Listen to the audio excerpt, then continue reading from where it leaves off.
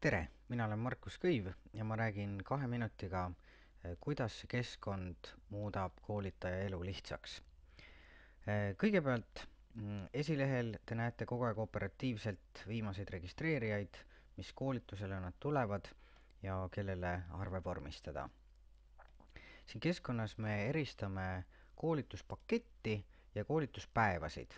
Ja pakett siis võib olla ka üks koolituspäev või mitu või mingid lisavõimalused, olgu see siis mingi materjal, mingi eraldi päev, mida saab valida või muud sarnast, näiteks nagu siin.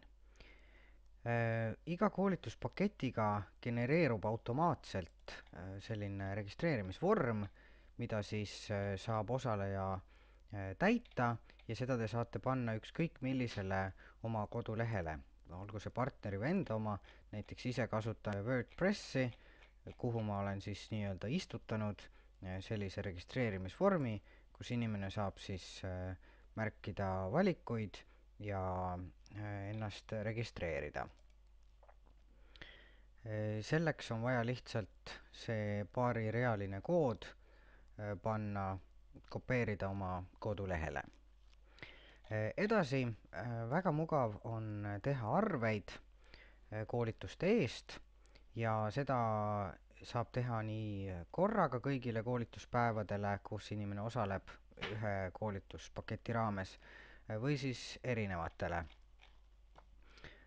Siin kohe süsteem pakub, et need koolitused on juba toimunud, et kas ma soovin teha järgmisele või kui siin oleks rohkem neid, siis ta võimaldaks valida.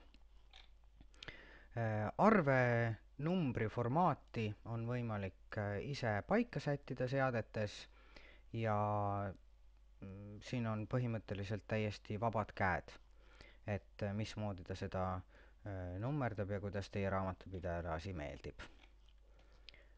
Nii, ja see oli siis 2 minutiga koolitusele.ee.